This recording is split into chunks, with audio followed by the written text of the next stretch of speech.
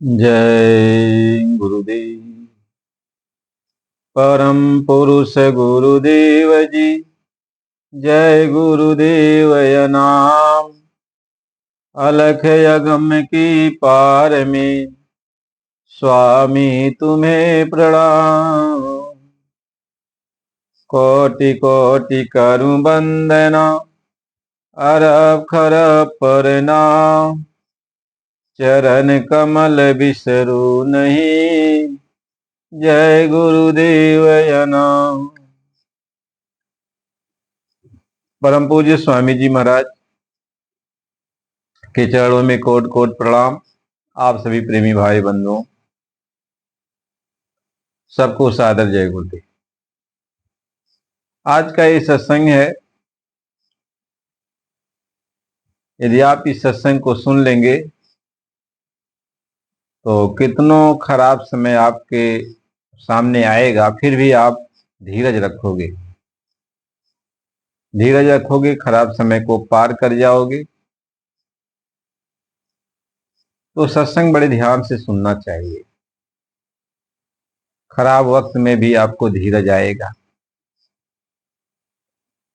बहुत समय की पहले की बात है। एक गांव में एक गरीब परिवार रहता था और मेहनत मजदूरी करके वो आपस में अपना जो है जीवन परवरिश करते थे।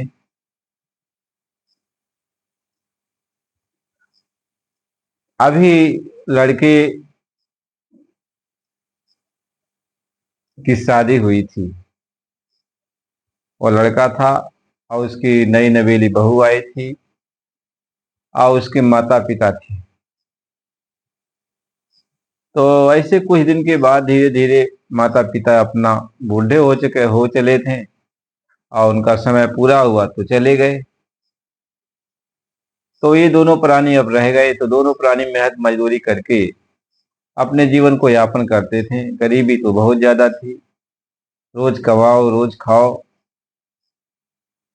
तो संजोग एक दिन ऐसा बना कि इनको पता चला कि हमारी भी पत्नी को बच्चा है पेट में। तो बड़ा खुशहाली हुई कि चलो अच्छा, बच्चे हो जाएंगे तो फिर हम लोगों का हो सकता है जीवन धीरे धीरे बच्चों के बीच में खुशहाली से बीत जाए। वह समय वक्त आया जब बच्चा पैदा होने का समय, जन्म लेने का समय आया तो ये हॉस्पिटल में लेके गए। हॉस्पिटल में भर्ती कराया और अपना बाजार में कुछ सामान वामान खरीदने के लिए चले गए।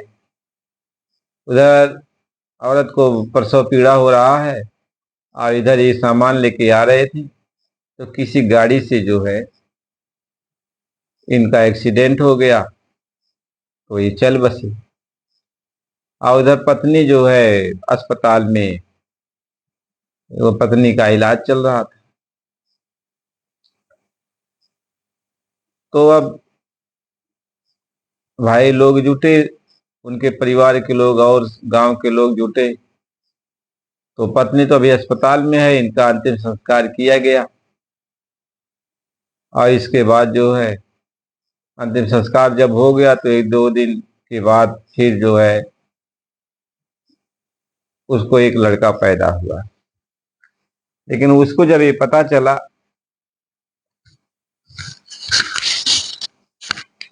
कि हमारे पति देव अब नहीं है, तो बेचारी बहुत दुखी हुई, रोने लगी कि अब मेरा कौन सहारा होगा। बच्चा जन्म लिया, इसका कौन परवरिश करेगा। बच्चे के जन्म लेने के पहले इसके पिताजी चले गए। तो जब अस्पताल से बाहर आई तो पहले तो रिश्तेदार लोग, फिर गांव के लोग, परिवार के लोग उसका मदद किए। कुछ दिन तक गाड़ी उसकी चलती रही, लेकिन बाद में धीरे धीरे जो है सब लोगों ने मदद करना बंद कर दिया। तो औरत सोचने लगी क्या करूं, बच्चे की कैसी परवरिश करूं। तो औरत इनके उनके यहाँ बर्तन मांजने का काम करने लगी, झाड़ू बहारू का काम करने लगी और उससे जो पैसा मिलता उससे जो है अपना अपने बच्चों का पालन पोषण करती। ऐसे ही समय बीतता चला गया। लड़का धीरे धीरे 12 साल का हो गया।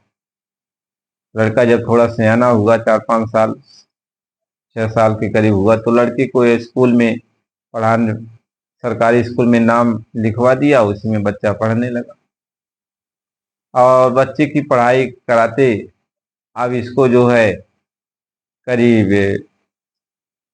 ज्यादा समय बीत गया। बच्चे की उम्र भी 12 साल की हो गई। तो मेहनत मजदूरी करते अपने शरीर का देखभाल नहीं की तो बड़ी कमजोर हो गई थी। वह औरत बड़ी कमजोर हो गई थी और धीरे धीरे अब कमजोरी की वह से हमेशा बीमार रहा करती थी, बीमार रहा करती थी। तो ऐसा वक्त समय आया कि अब वह बीमारी से भी उसका शरीर छूट गया। तो जब शरीर छूटने वाला था तो उसने बच्चे को कहा कि बच्चा, तुम एक काम करना, अपनी पढ़ाई जारी रखना किसी तरह से।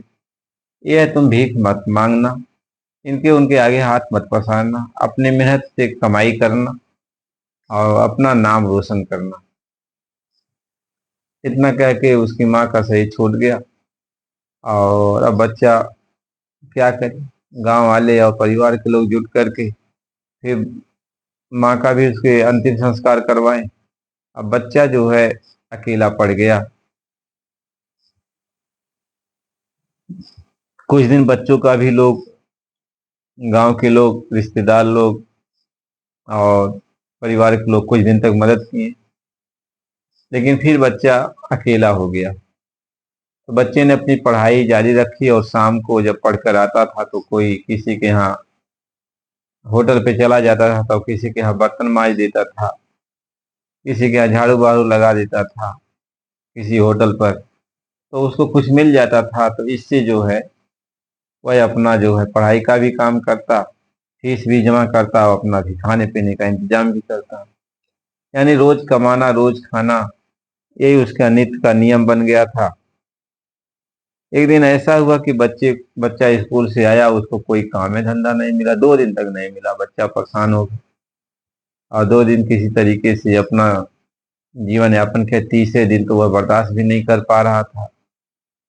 सोचा क्या करूं क्या नहीं करूं, माँ तो कही है किसी के आगे हाथ नहीं पसारना।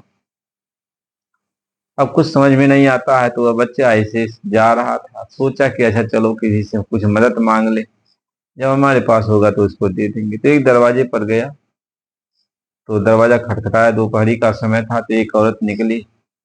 कही बच्चा क्या चाहते हैं? तो कुछ बोल नहीं पाया। कहा माँ, हमको बहुत देर प्यास लगी है, तो थोड़ा हमको पानी पिला दो। तो वह जानती थी कि ये लड़का भूखा है, ऐसा लगता है कि भूखा है।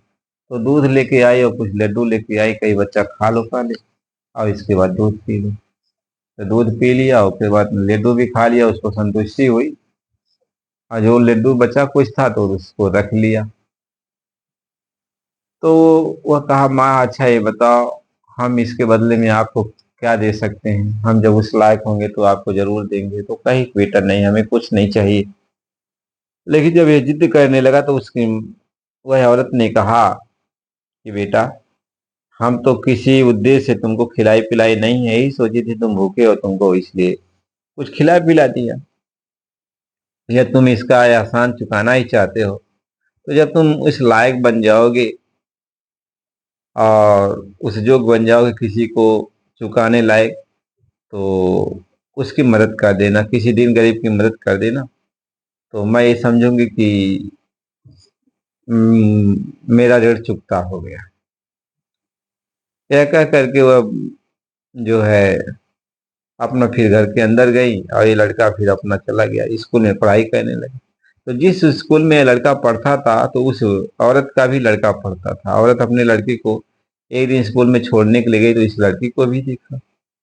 तो मास्टर से पूछने लगा, तो मास्टर ने उस लड़के की हकीकत बताई। इसके माँ बाप कोई नहीं है, ये अपनी मेहनत मजदूरी करके जो है पढ़ता भी है और अपना घर का खर्चा भी चलाता है। तो उस औरत ने मास्टर से कहा कि इसकी फीस हम जमा कर दिया करेंगे, आप इससे कह देना कि सरकारी स्कूल में तुम्हारा जो है फीस माफ हुआ है, तो जितने साल ये पढ़ेगा हम पूरे सब फीस इसका जमा करते रहेंगे। तो जितने साल तक वो लड़का पढ़ा तो पूरा फीस जो है ये जमा कर देती थी। इसके बाद लड़का पढ़ लिख करके जब सरकारी स्कूल से आगे बढ़ा तो सोचा अब चलते हैं शहर में कोई बड़े स्कूल में दाखिला लेंगे और वहाँ कोई नौकरी चाकरी कर लेंगे। तो लड़का पढ़ने में बहुत ठीक ठाक था और जो है वह शहर में गया तो वह डॉक्टरी करने लगा और बहुत बढ़िया डॉक्टर बन गया। उसको नौकरी डॉक्टर की सरकारी नौकरी मिल गई डॉक्टर की, और बहुत ईमानदार और बहुत बढ़िया, पढ़ाई लिखाई उसकी बहुत अच्छी थी। संजोग से जो बुढ़िया उसको जो है दवा जो है लड्डू और दूध खिलाई पिलाई थी, वह बुढ़िया हो गई बीमार। तो उसकी दवा कराने के लिए उसी शहर में जब उसका लड़का लेके आया, बुढ़िया का लड़का लेके आया और उसी अस्पताल में जो है दाखिला किया जिस अस्पताल में ये लड़का डॉक्टर था, सबसे बड़ा डॉक्टर। लेकिन वह उस जो है अस्पताल का खर्चा बहुत भारी था। तो बुढ़िया का जो है ऑपरेशन मतलब ये जो है अस्पताल में दवा होने लगा। तो बुढ़िया कहा थी अपने लड़के से कि बच्चा इस अस्पताल में तो बड़ा ज्यादा जो है खर्चा लगेगा। तो लड़का कहा माँ जो भी खर्चा लगेगा तुम्हारी दवा होगी और तुम चिंता मत करो। बुढ़िया ठीक हो गई, 2-3 महीने तक दवा चला, इसके बाद बुढ़िया ठीक हो गई। और इसके बाद डॉक्टर जो है जब रिपोर्ट देखा तो कहा अभी तो ठीक हो गई हैं, अब इनका कल छुट्टी हो जाएगा। तो ये लोग चिंता में डूब गए कि पता नहीं कितना बिल बैठेगा, बिल चुकाने पर ही हम लोग जा सकते हैं। तो जब छुट्टी का समय आया तो एक लिफाफा में दिया गया बुढ़िया को, कहा कि इसमें तुम्हारा बिल है, बिल चुकता करके जो है अब चले जाओ आप अपने घर।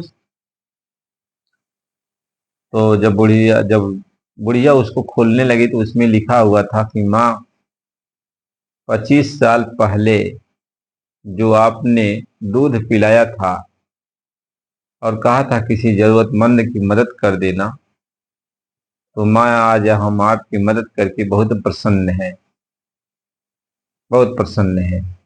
और आपके इस मतलब जो दवा में जो भी खर्चा हुआ है, जो कुछ भी अस्पताल का खर्चा है, वह सब आज मैं चुकता करता हूँ माँ, आपको कुछ कहने की अब जरूरत नहीं है, आप अपने घर जा सकती हैं। तो बुढ़िया को वह बात याद आ गई कि इस अस्पताल का सबसे बड़ा डॉक्टर वही लड़का है जिसको हमने जो है एक गिलास दूध पिलाया था और लड्डू खाने को दिया था। इसके बाद वह डॉक्टर आया और बुढ़िया उसको पकड़ के रोने लगी। वह कहा माँ हम उसी समय तुम्हें अपना माँ मान लिया जिस समय तूने हमको दूध पिलाया था और लड्डू खाने को दिया था, और फिर तुमने जो है हमारी पढ़ाई जो है, जो हम पढ़ाई कर रहे थे, हमारी फीस तुम जमा करती रही, हमने तुमको अपना माँ मान लिया। और फिर जितना भी खर्चा तुम्हारा हुआ है वह सब वह डॉक्टर दे दिया, अस्पताल का जितना भी खर्चा लगा था सब दे दिया। और दोनों पग आपस में पकड़ के रोने लगे। इस कहानी से यही सीख मिलती है कि जब कोई खराब वक्त आ जाए, बुरा वक्त आ जाए तो घबराना नहीं चाहिए। मालिक सबकी मदद करता है, आप अच्छे कामों में लगे रहोगे तो मालिक आपकी मदद करेगा। प्रेमी भाई बहनों, आप चैनल को लाइक और सब्सक्राइब कीजिए। अगला सत्संग फिर अगली वीडियो में आपको मिलेगा। जय गुरु।